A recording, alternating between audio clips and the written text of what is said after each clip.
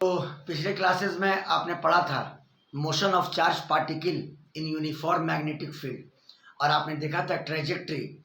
अगर velocity magnetic field की अगर परपेंडिकुलर हो तो उसका पाथ सर्कुलर होगा, और सर्किल का जो प्लेन होगा वो मैग्नेटिक फील्ड के परपेंडिकुलर होगा।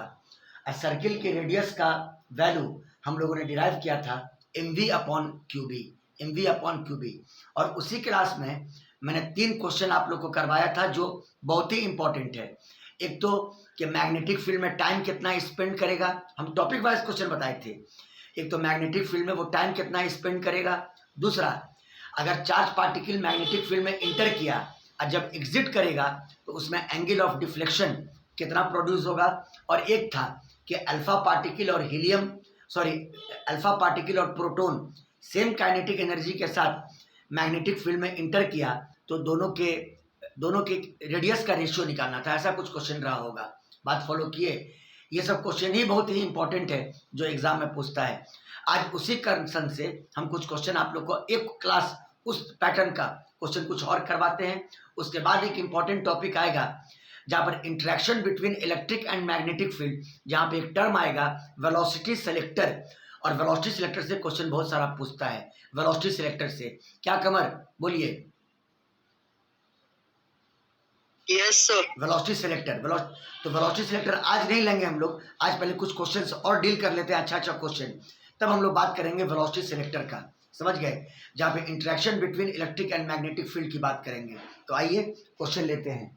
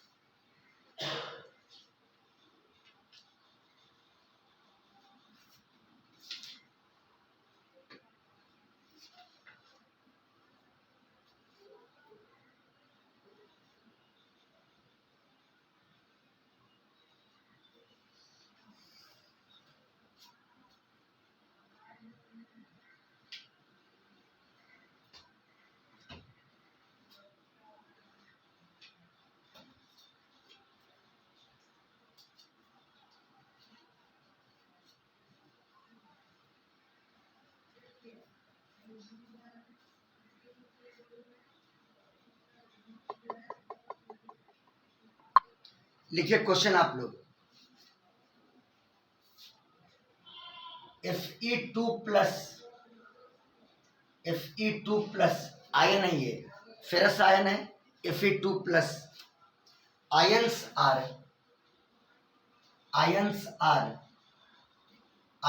आर एक्सेलरेटेड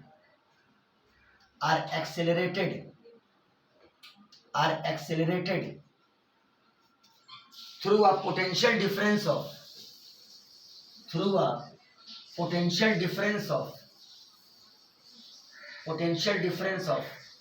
500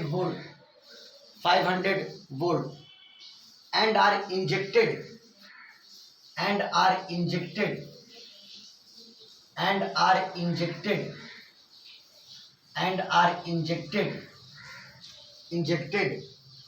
normally यानी perpendicularly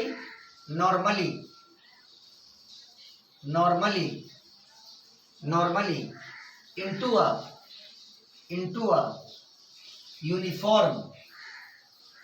a uniform magnetic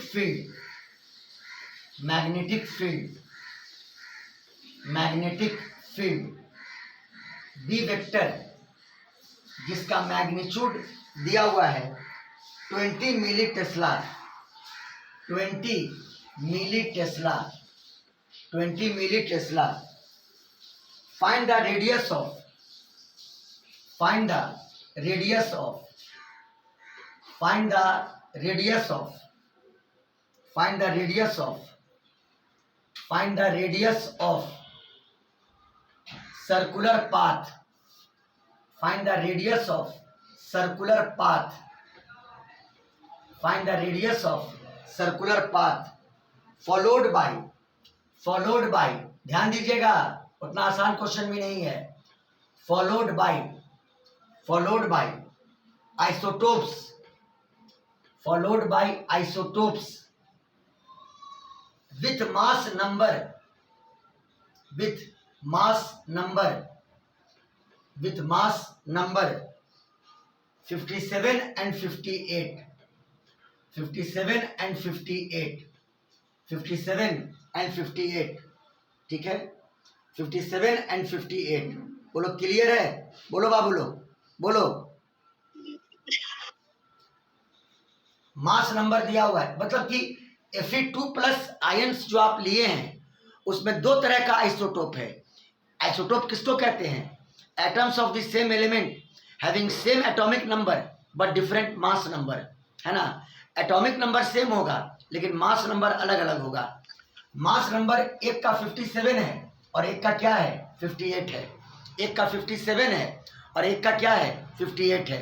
बोलो क्लियर, बोलो बाबू लोग, बोलो। Yes sir. हाँ समझिए क्वेश्चन को, कैजुअली मत ले लीजिएगा क्वेश्चन को। मतलब इसमें Fe2+ में मिक्सचर है दो तरह के आइसोटोप्स का। एक आइसोटोप का मास नंबर है 57 और एक आइसोटोप का मास नंबर है 58, समझ गए।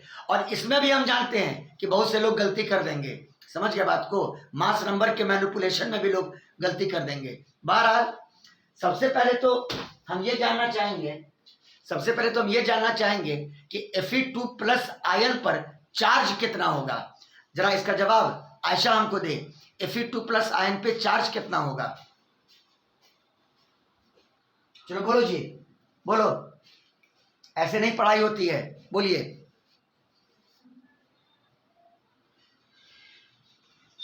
Fe2+ sir. हाँ चार्ज कितना होगा, चार्ज कितना होगा। +2। गलत गलत गलत, 100% गलत।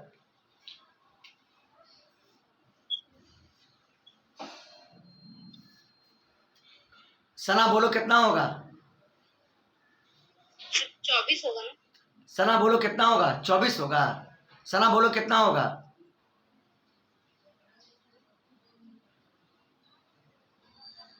सना अगर मेरी आवाज जा रही है तो बोलिए कितना होगा।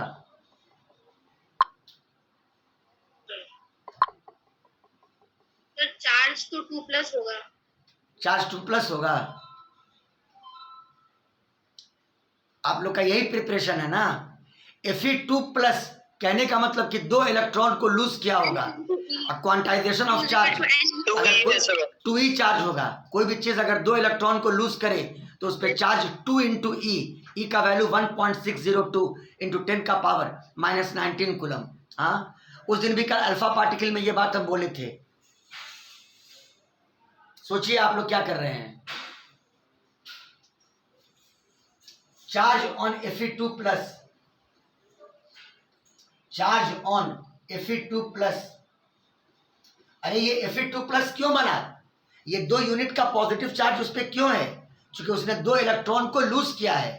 अब 2 इलेक्ट्रॉन को लूज करता है तो क्वांटाइजेशन ऑफ चार्ज, इलेक्ट्रोस्टैट का पहला क्लास क्या बोलता है, वो चार्ज एक्वायर करेगा 2 × E। चार्ज कितना एक्वायर करेगा, कितना एक्वायर करेगा चार्ज, 2 × E। Q बराबर 2 × E। चार्ज Q बराबर 2 × E, 2 × E, इतना चार्ज वो एक्वायर किया। ठीक है, चलिए चार्ज मालूम हो गया। अब आइसोटोप ये वाला हो तब भी चार्ज आपको 2e लेना है, और आइसोटोप ये वाला हो तब भी चार्ज आपको यही लेना है। बात आई समझ में। अब कहता है कि उस आयन को आपने एक्सेलरेट किया through a potential difference of 500 volt. यानी V दिया हुआ है, पोटेंशियल डिफरेंस यानी कि 500 वोल्ट, 500 वोल्ट। तो बताओ काइनेटिक एनर्जी वो कितना गेन कर लेगा, बोलो काइनेटिक एनर्जी वो कितना गेन कर लेगा, QV कितना गेन कर लेगा, QV। हाँ काइनेटिक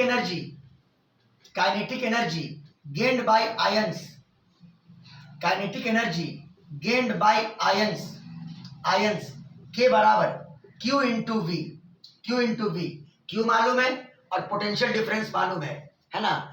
अब दोनों को इंजेक्ट किया, जब इतना काइनेटिक एनर्जी उसके अंदर आ गया तो दोनों को इंजेक्ट किया एक परपेंडिकुलर मैग्नेटिक फील्ड में। तो जैसे ही वेलोसिटी मैग्नेटिक फील्ड के परपेंडिकुलर होगी, पाथ क्या होगा बोलो, पाथ कैसा होगा बोलो, सर्कुलर। हाँ, now radius of circular path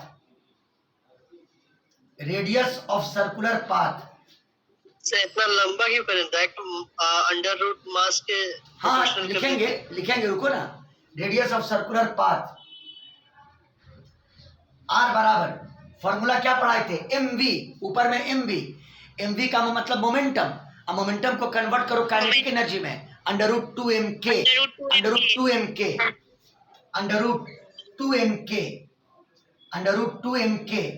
divided by q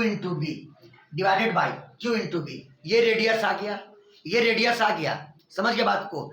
अब आपको इस रेडियस की दो वैल्यू निकालनी है, एक उस Fe2 प्लस के लिए जिसका मास नंबर 57 है और एक उस Fe2 प्लस के लिए जिसका मास नंबर कितना है 58। जानते हो कमर 80% बच्चे जो यहाँ बैठे हुए हैं केमिस्ट्री के विद्वान सब, वो m का वैल्यू 57 डायरेक्ट पुट कर देगा। अरे वो 57 जो है वो किस यूनिट में है मालूम है आप लोग को, AMU में है। किसमें है बोलो, किसमें है, AMU में है। ये बात याद रखिएगा। आप जो एटॉमिक मास लिखते हैं या एटॉमिक मास जो लिखते हैं हाइड्रोजन का 1, वो एक एटम का मास यानी 1 AMU होता है। तो आप अगर 57 लिख देते हैं वहां पर तो वो गलत हो जाएगा आपका, क्योंकि आप सोचिएगा वो 57 किलोग्राम है, वो गलत हो जाएगा आपका। समझ गया बात को। आपको एक ही आयन का मास लिखना है, तो वो 57 AMU लिखना होगा और एक AMU का value 1.67 into 10 to the power या तो -24 ग्राम या 1.67 into 10 to the power -27 kilogram. बोलो समझ में आया कि नहीं आया, बोलो बाबू लोग। Yes sir. पहले k का वैल्यू पुट कर दीजिए, q इंटू वी, k का वैल्यू पुट कर दें q इंटू वी, तो बराबर अंडर रूट 2m और k का वैल्यू q इंटू वी बटा नीचे में q इंटू वी है ना। अब आप रेडियस निकाल लो उस आइसोटोप का जिसका मास नंबर 57 है। तो आइए, अगर मास नंबर 57 है, तो बताओ एक आयन का मास कितना होगा 57 AMU, और यही पूछते एक मोल आयन का मास क्या होगा। एक आयन का मास 57 AMU, और अगर एक मोल आयन का मास पूछते तो 57 ग्राम होता। बोलो क्लियर है। लेकिन यहां पर आपको एक ही आयन का मास चाहिए, तो mass of one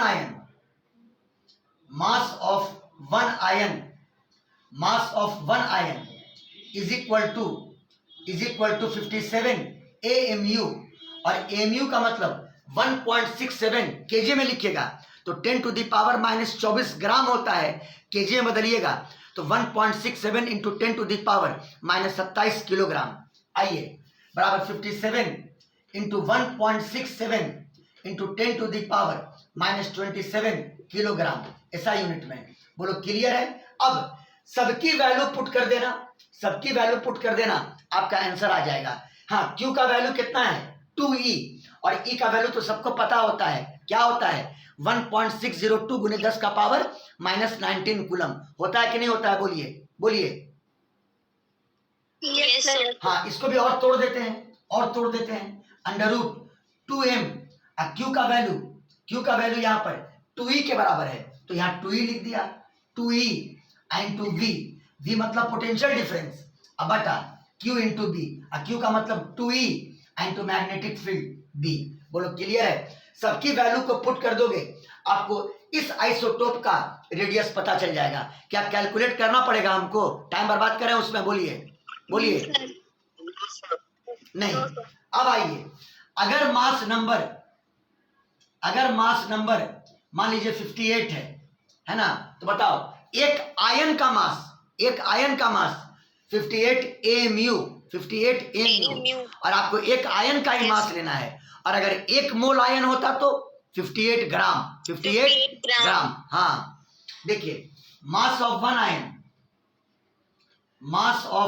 one ion is equal to 58 AMU और एक AMU का वैल्यू यहां पर लिखा हुआ है 1.67 इंटू 10⁻⁻27 किलोग्राम। क्लियर है? तो देखिए, इस रेडियस के फॉर्मूला में एक बार मास का वैल्यू इतना पुट करना और एक बार मास का वैल्यू इतना पुट करना, बाकी चीज सब कॉमन रहेगा। आपको दोनों आयंस के सर्कुलर पाथ का रेडियस निकल जाएगा। बोलिए, क्वेश्चन समझ में आया कि नहीं आया? बोलिए सब लोग। Yes. क्लियर कट बोलिए, क्वेश्चन समझ में आया कि नहीं आया? बोलिए आराम से। Yes. Yes, sir. स्क्रीनशॉट लीजिए, स्क्रीनशॉट।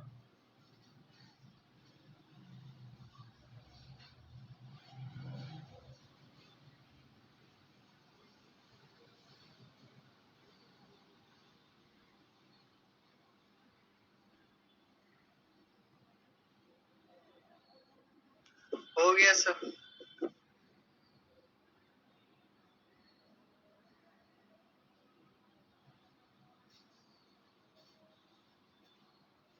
हो गया? बोलिए। हो गया? बोलो बा, बोलो। Yes sir. बहुत अच्छा। देखिए क्वेश्चन का नेचर देख लीजिए आप लोग।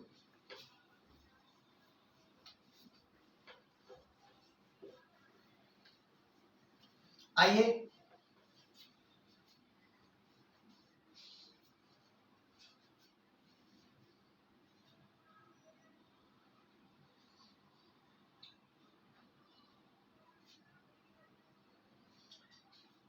मिला के सवाल बनाते हैं। अब एक क्वेश्चन और लिखिए।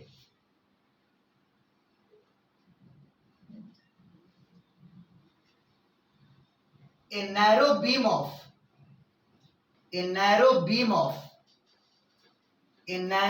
of singly charged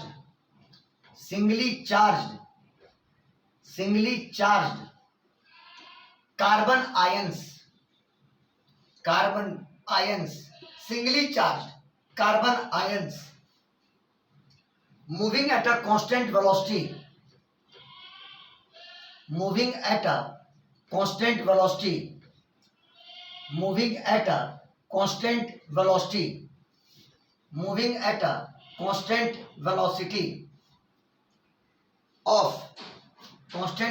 of 6 into 10 to the power 4 meter per second. 6 into 10 to the power 4 meter per second is sent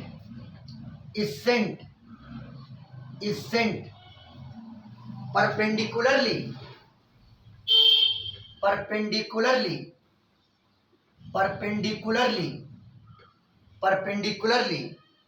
in a region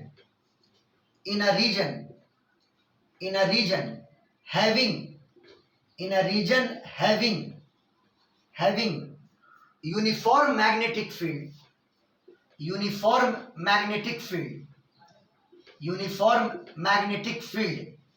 जिसका magnitude 0.5 Tesla. It is found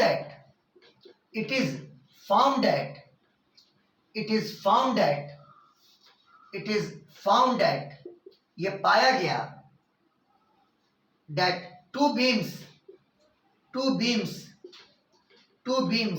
emerges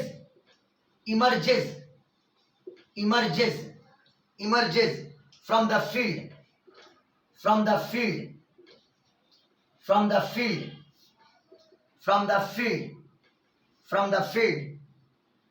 in backward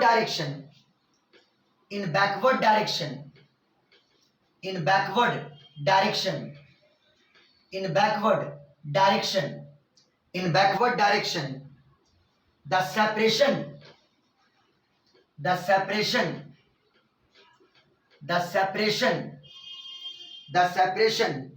from the incident beam being from the incident beam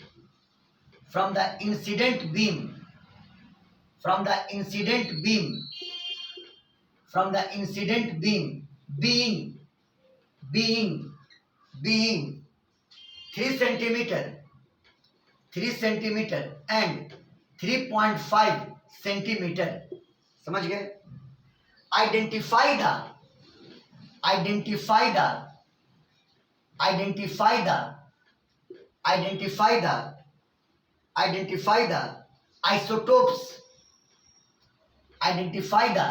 isotopes present into the beam.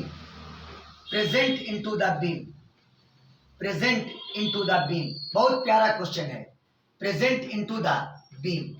आइए तो जरा इस question को समझने की कोशिश कीजिए।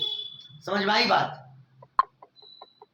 बोलिए, identify the isotopes present into the beam.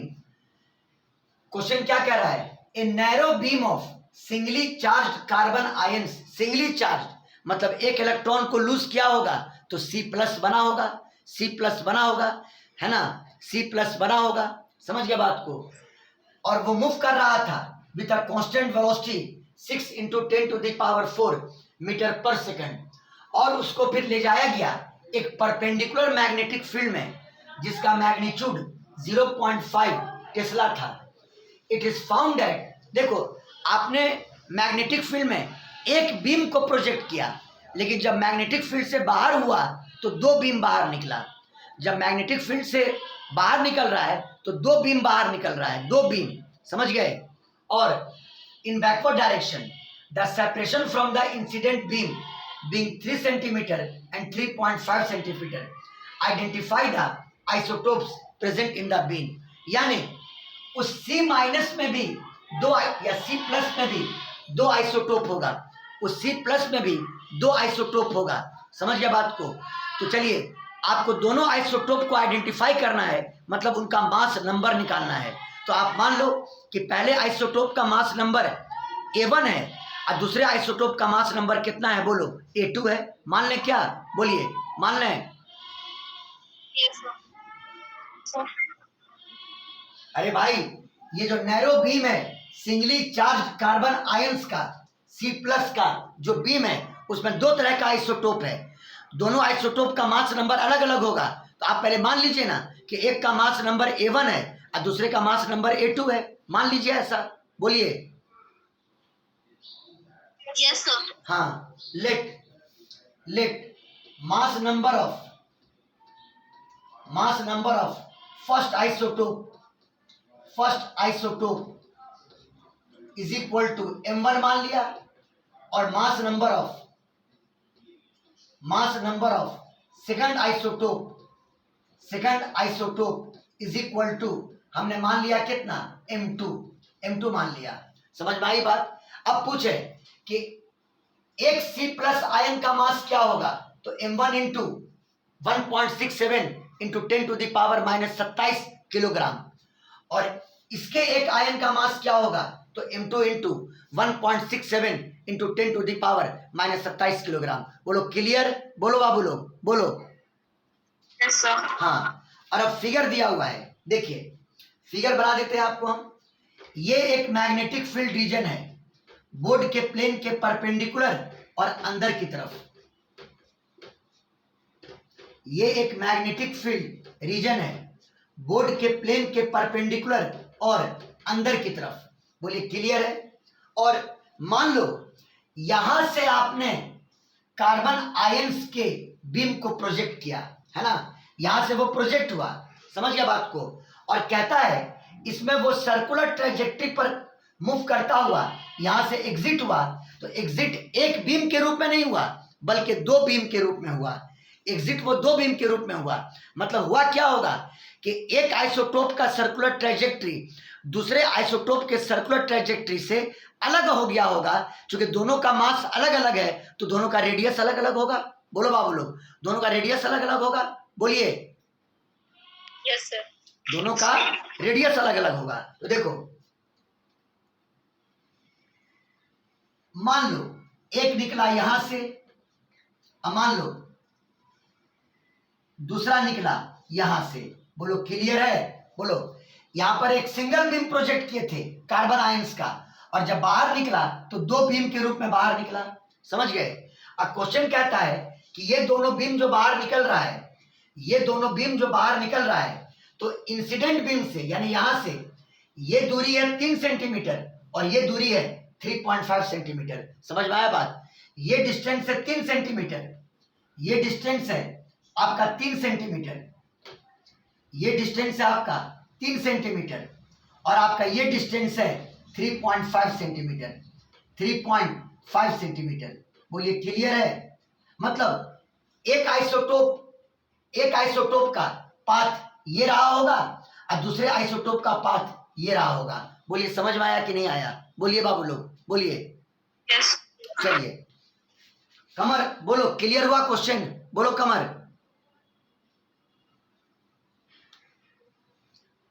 Question clear हुआ जी? सब लोग को पूछ रहे हैं, क्वेश्चन क्लियर हुआ? Yes, sir. चलिए बताइए कि इस कार्बन आयन पर चार्ज कितना होगा? तो एक इलेक्ट्रॉन को लूज किया है तो चार्ज कितना आएगा? बोलिए 1e। कितना आएगा? बोलिए कितना आएगा? 1e आएगा। हाँ, चार्ज Q बराबर 1 इंटू ई, यानी ई लिख दो, खाली क्या लिख दो? ई। इस बार एग्जैक्टली वेलोसिटी दी हुई है, किस वेलोसिटी से आपने बीम को प्रोजेक्ट किया उसकी वेलोसिटी दी हुई है। v बराबर बोलिए कितना दिया हुआ है? 6 into 10 to the power 4 metre पर सेकंड। v का वैल्यू दिया हुआ है 6 into 10 to the power 4 metre पर सेकंड, है ना? तो आइए ये बताओ, r का फॉर्मूला क्या होता है? mv by QB. v सबके लिए सेम है, चार्ज सबके लिए सेम है, मैग्नेटिक फील्ड सबके लिए सेम है। तो r डिपेंड किया मास पर। r डिपेंड किस पर किया? बोलो किस पर डिपेंड किया?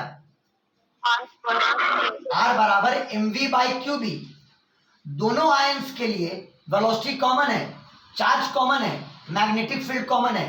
तो r डायरेक्टली प्रोपोर्शनल टू किसके? बोलो किसके? मास के। यानी जिसका मास ज्यादा है उसका रेडियस ज्यादा होगा। यानी तो गौर करो, ऊपर वाला जो पाथ है, ये वाला पाथ, वो किसका होगा? मतलब उस आयन का होगा जिसका मास नंबर ज्यादा होगा, और ये वाला जो पाथ है वो उस आयन का होगा जिसका मास नंबर क्या है? कम है। बोलिए समझ में आया? बोलिए Yes, sir. बोलिए क्लियर है कि नहीं है? बोलिए Yes, sir. सबको क्लियर? अब हमको निकालना है कि दोनों आइसोटोप्स का मास नंबर क्या होगा। तो पहले मास ऑफ आयन निकाल लो। बताओ इसका मास m1 बराबर, बोलिए mass number into 1.67 into 10 to the power -27 kilogram. हाँ, और बताइए इसका मास यानी m2 बराबर, चलो बोलो, मास नंबर m2 mu होता है, तो m2 into 1.67 into 10 to the power -27 kilogram. बोलिए क्लियर है? चलिए मास निकल गया। अब आप इस आइसोटोप का सर्किल का रेडियस निकाल लीजिए। तो R1 बराबर m1 कर दीजिएगा, m1b अब बटा q इंटू बी। q तो E के बराबर है और मैग्नेटिक फील्ड क्वेश्चन में दिया हुआ है 0.5 टेस्ला। b का वैल्यू दिया हुआ है 0.5 टेस्ला। तो ये बताओ R1 का वैल्यू है ना, R1 का वैल्यू यानी पहले आइसोटोप के रेडियस का वैल्यू। बोलो m1v अब बटा कितना? qb। q का मतलब E into B, E into कितना? b। ये बताओ कि उसके सर्कुलर पाथ का सेंटर कहां पर होगा, है ना? पहले आयन की अगर बात करें तो सर्कुलर पाथ का सेंटर कितना होगा? आप एक काम कर लो ना, इस वाले का, ये वाला जो बीम निकला है ये मान लो मास नंबर m1 वाला है और ये वाला बीम मास नंबर m2 वाला है। बात फॉलो किए? तो बताओ पहले बीम का सेंटर कहां पर होगा और दूसरे बीम का सेंटर कहां पर होगा। अगर इतना क्लियर है तो डायग्राम हम आप पहले स्क्रीनशॉट ले लीजिए और उसके बाद पहले इसका भी रेडियस लिख दीजिए। रेडियस ऑफ सेकंड आइसोटोप बोलो कितना हो जाएगा, m2v बटा e इंटू बी। m2v बटा कितना, e इंटू बी। बोलो क्लियर, बोलो बोलो बाबू लोग। Yes, sir. हाँ चलिए Yes, स्क्रीनशॉट sir. लीजिए, स्क्रीनशॉट लीजिए।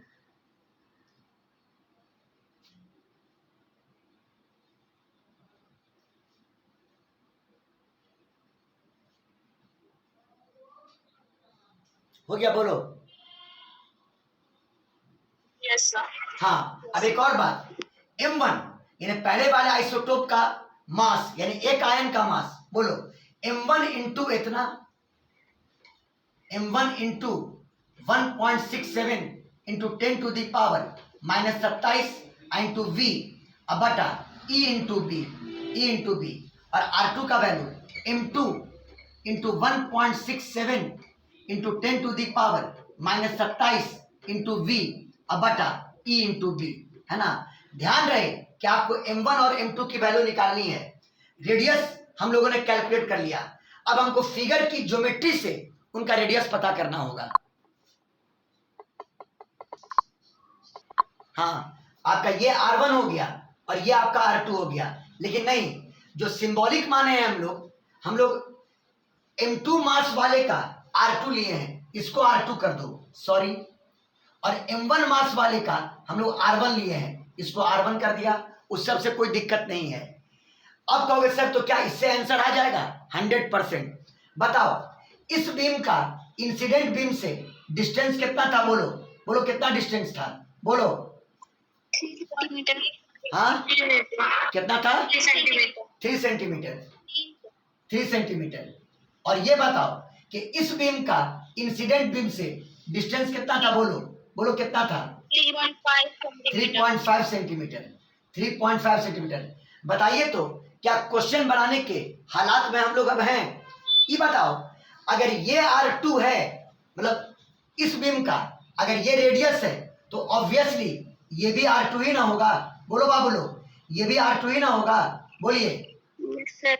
ये भी R2 ही होगा, ये भी आपका R2 ही होगा। और अगर इस बीम का ये रेडियस R1 है तो आपका ये भी R1 ही होगा, ये भी क्या होगा? R1 ही होगा। बोलो क्लियर, बोलो बोलो क्लियर, बोलिए। Yes, sir. Yes, sir. और अब बताओ कि ये 3 सेंटीमीटर और ये 3.5 सेंटीमीटर कैसे मैनिपुलेट किया जाए क्वेश्चन में कि हमारा आंसर आ जाए। तुम खुद गौर करो, R2 प्लस R2 3 सेंटीमीटर होगा, बोलो, यानी 2R2 3 सेंटीमीटर होगा, बोलो Yes. बोलो। Yes, sir. या Yes, अल्लाह। sir. और R1 अब प्लस R1 यानी 2R1 3.5 सेंटीमीटर होगा, बोलिए बोलिए। Yes, sir. From figure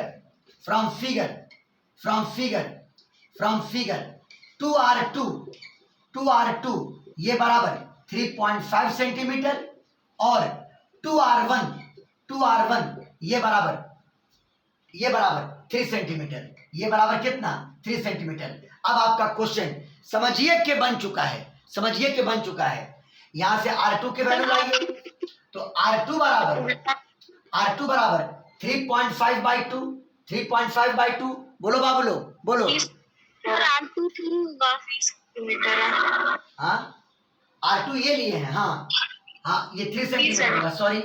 2R1 3.5 centimetre. चलिए कोई दिक्कत नहीं है उस सबसे। चलिए अब बताइए R2 बराबर कितना हो जाएगा? 3/2 सेंटीमीटर, यानी 1.5 सेंटीमीटर। और अब ये बताओ कि R2 का एक्सप्रेशन यहाँ पर है कि नहीं है, बोलो, यहाँ पे है कि नहीं है, बोलिए। Yes, sir. यानी अगर R2 की वैल्यू पुट करें तो m2 into 1.67 into 10 to the power minus 27 into velocity v divided by EB, और EB is equal to 1.5, cm को बदल देना मीटर में, 10 टू दी पावर माइनस 2। अब तुम लोग बताओ, वेलोसिटी दिया हुआ है, E का वैल्यू मालूम होता है, मैग्नेटिक फील्ड दिया हुआ है, क्या बताओ एक मास नंबर आ जाएगा, बोलो, एक आइसोटोप का मास नंबर आ जाएगा, बोलिए आप लोग, बोलिए। Yes, sir. उसी प्रकार 2r1 is equal to 3.5 centimetre, और यहां से r1 इज इक्वल टू 2 इकाई 2, 2 सते 14, 2 पचे 10, यानी 1.5 सेंटीमीटर। और r1 का एक्सप्रेशन आपका ये है, यानी m1 into 1.67 into 10 to the power -27 into v divided by eb, और ये बराबर 1.75 इंटू 10 टू दी पावर -2। अब खुद देख लो, v आपको मालूम है, e आपको मालूम है, मैग्नेटिक फील्ड मालूम है, क्या m1 आ जाएगा? यानी दोनों आइसोटोप का मास नंबर आ गया कि नहीं आ गया? बोलिए बाबू लोग, बोलिए Yes, sir. बोलिए Yes, sir. बोलिए। नहीं समझ में Yes, आया? sir. हाँ, क्वेश्चन की स्टैंडर्ड को देखिएगा तो अभी दिमाग और हिलेगा, समझ गए? नीट और मेंस निकालने के लिए कितना टफ है वो समझ लीजिए क्वेश्चन से। सबको क्लियर है कि नहीं है क्लियर क्वेश्चन? बोलो। Clear है sir. Yes, sir. क्लियर हुआ? थोड़ा इरिटेटिंग लगा होगा क्वेश्चन, लेकिन इरिटेशन झेल करके ही तो आदमी आगे बढ़ता है। स्क्रीनशॉट लीजिए।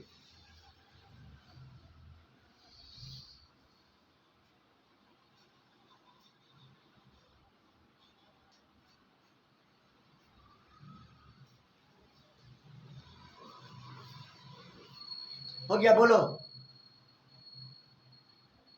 Yes, Yes, sir. sir. हम सिंपल सा एक लॉजिक दे देते हैं आपको, सिंपल सा एक लॉजिक। सुनिए सुनिए, घबराइए मत, टेंशन मत लीजिए।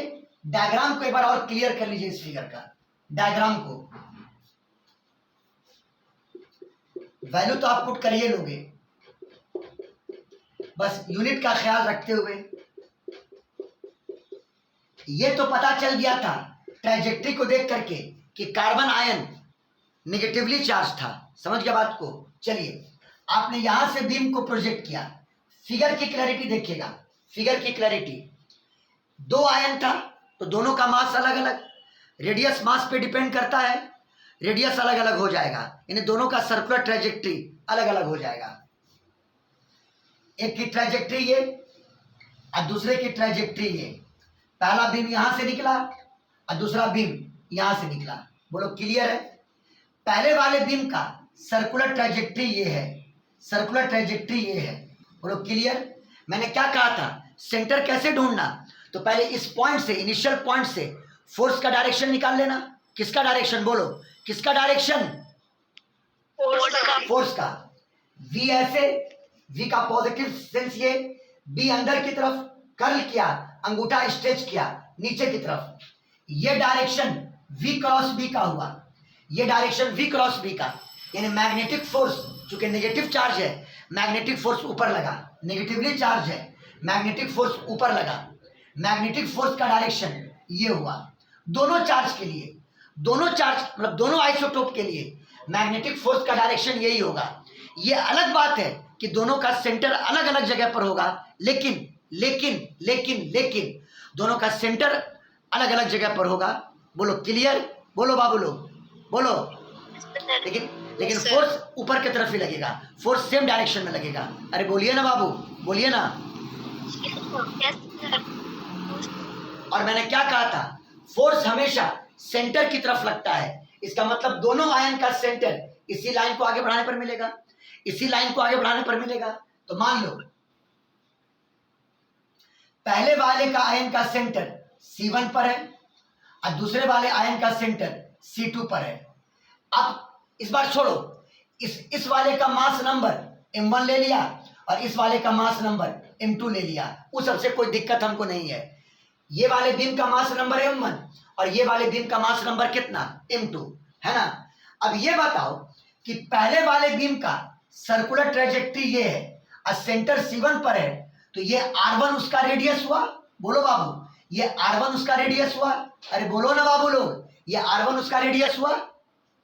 Yes sir. Yes sir. और अगर C1 सेंटर है तो ये भी तो R1 होगा, ये भी तो R1 होगा। सुनिए, ये अगर सेमी सर्किल है और ये सेंटर है तो ये R1, तो ये R1 नहीं होगा जी। हाँ बोलो। हाँ, तो ये भी आपका R1 ही होगा, ये भी आपका R1 ही होगा, ये भी आपका R1 ही होगा। चलिए, ये बात क्लियर हो गया। अब आइए सेकंड बीम उसका सेंटर C2 पर। तो पहले इनिशियल पॉइंट क्या, ये R2 होगा, ये R2 होगा, ये R2 होगा, और अब वो सेकंड बीम इमर्ज यहां से किया तो ये भी तो R2 ही होगा। बोलो बाबू लोग, बोलो बोलो बोलो बोलो। ये R1 तो ये भी R1, ये R2 तो ये भी R2। ये दिमाग में बैठा कि नहीं बैठा कि और हम मेहनत करें इसके लिए? बोलिए। कि चाहते हैं कि हलक से खून निकलने लगे? बोलिए। यहां से ब्लीडिंग होने लगे? बोलिए। ये चाह रहे हैं आप लोग?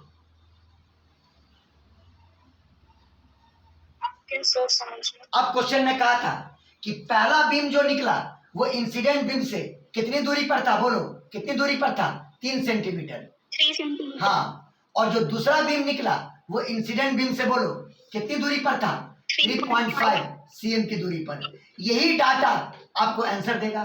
फिगर देख लीजिए, ये दूरी है 3 सेंटीमीटर, मतलब R1 प्लस R1 3 सेंटीमीटर, इन्हें 2R1 3 सेंटीमीटर होगा। बोलो 2R1 कितना होगा? बोलो बोलो 2R1 कितना होगा? 3 सेंटीमीटर। 3 सेंटीमीटर। मिटा देते हैं इसको हम। 2R1 3 centimetre. और जानते हैं 100% गारंटी है, एक दो बच्चे को छोड़ करके कोई इसको प्रैक्टिस करने नहीं जा रहा है, क्योंकि बस क्लास में हो गया, हम आगे ना बनाएंगे, इसको कहां से प्रैक्टिस करेंगे? तो देखिएगा एग्जाम में देख लीजिएगा आप लोग, है ना। यूट्यूब वीडियो सर्च करके देख लीजिए, आपको लाइव में कोई ऐसे क्वेश्चन क्लियर कर दे, आपको यूट्यूब वीडियोस देख लीजिए खोल करके, है ना। 2R1 is equal to 3 centimetre. यहां से R1 का वैल्यू आपका आ गया 1.5 सेंटीमीटर, और R1 का वैल्यू आप जानते हैं, मास इंटू स्पीड बटा चार्ज इंटू वेलोसिटी। मास का मतलब m1, वेलोसिटी का मतलब v, चार्ज का मतलब e, चूंकि सिंगली है तो एक ही इलेक्ट्रॉन को गेन किया होगा तो माइनस e चार्ज आया होगा, तो चार्ज का magnitude e, magnetic field b, ये बराबर 1.5 सेंटीमीटर। cm को बदल देना मीटर में तो 10⁻⁻² मीटर। हाँ, ये मास ऑफ आयन है, मास नंबर नहीं है, ये मास ऑफ आयन है। तो मास ऑफ आयन क्या हो जाएगा?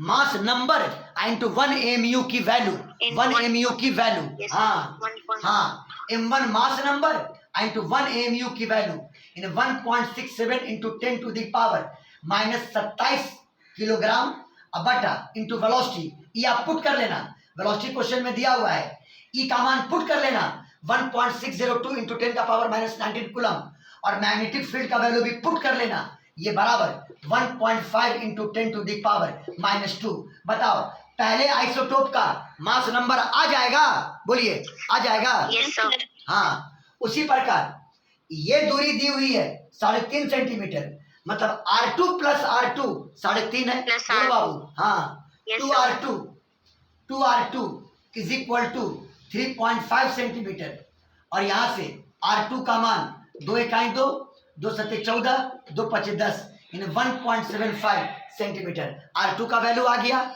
बोलिए बाबू लोग, बोलिए। Yes sir. और अब यस सर। हाँ, कहोगे सर उस बार से आप इस बार डिफरेंट आप यहां लिए थे, उससे कोई दिक्कत नहीं है भाई, उससे कोई दिक्कत नहीं है। अब बोलिए R2 का फॉर्मूला mv/qb, तो m2 कर देना मास ऑफ आयन, m2 कर देना mass of ion, m2 speed तो सेम ही थी, चार्ज भी सेम ही था e, into magnetic field b बराबर 1.75 इंटू 10⁻⁻²। हाँ, m2 mass of one ion, ये उसका मास नंबर है। आप उसमें मल्टीप्लाई करोगे 1 mu की वैल्यू। क्या मल्टीप्लाई करोगे? बोलो, क्या मल्टीप्लाई करोगे? 1 mu की वैल्यू। नहीं तो आंसर नहीं आएगा। वो जो बकराती कर दीजिएगा कि इसी को मास पुट कर दीजिएगा, आंसर नहीं आएगा आप लोग का। समझ गए? समझिए, एक एटम का मास समझिए, वो जो H पर लिख देते हैं 1, वो एक एटम का मास है। उसको अगर आपको बदलना है ग्राम में तो 1.67 गुने 10⁻⁻24 ग्राम या 1.67 गुने 10⁻⁻27 किलोग्राम से मल्टीप्लाई करना होगा। हाँ, अगर 1 मोल का मास होता तो डायरेक्ट ग्राम लिख देंगे, तब वो प्रूफ है, उसका भी प्रूफ है, तब डायरेक्ट ग्राम लिख देंगे, है ना। हाइड्रोजन एटम के 1 मोल का मास, बोलो, हाइड्रोजन एटम के 1 मोल का मास, बोलो 1 ग्राम। और एक एटम का मास 1 AMU। 1 AMU मतलब 1 इंटू 1.67 गुने 10 का पावर माइनस 24 ग्राम। हाँ हाँ। कार्बन के एक एटम का मास 12 AMU, इन्हें 12 गुना 1.67 into 10 to the power minus 24 gram. लेकिन एक मोल कार्बन एटम का मास 12 ग्राम। 12 ग्राम, समझ गए? बोलो बोलो भाई, कुछ लोग को क्लियर हुआ कि नहीं हुआ ये बात? क्लियर बोलिए। Yes sir. हाँ, यहाँ पे एक आयन का मास है तो आपने M2 बराबर मास नंबर M2 और उसको मल्टीप्लाई कर दोगे 1.67 into 10 to the power minus 27 kilogram. Velocity मालूम है, अब बटा E इंटू बी, और ये बराबर 1.75 into 10 to the power minus 2। यहाँ से सेकंड आइसोटोप का मास नंबर निकल जाएगा। इस बार बताओ क्वेश्चन क्लियर हुआ कि नहीं हुआ? बोलो बाबू लोग, बोलो। Yes sir. Yes sir. सब लोग बोलिए भाई, सिर्फ एक ही बच्चे को नहीं ना पढ़ा रहे, सब लोग बोलिए। Yes sir. Yes sir. एकदम कमर, ऐसा क्वेश्चन पूछेगा तो बना दोगे ना तुम लोग अब? Yes sir. हाँ बिल्कुल। Yes sir. और हाँ, मेरी राय है, जिसको मानना है माने, नहीं मानना नहीं माने। इस क्वेश्चन को 2 बार 4 बार प्रैक्टिस कीजिएगा। ये नहीं कि बस उतारा, फील के साथ, ऐसा लगे कि जैसे आप किसी को पढ़ा रहे हो उस वे में, तब जाकर के कॉन्सेप्ट क्लियर होगा। और ऐसे ऐसे बहुत सारे क्वेश्चन हैं, लेकिन खैर अगला क्लास में हम लोग पढ़ेंगे वेलोसिटी सेलेक्टर। वेलोसिटी सेलेक्टर अगला क्लास में, स्क्रीनशॉट ले लीजिए।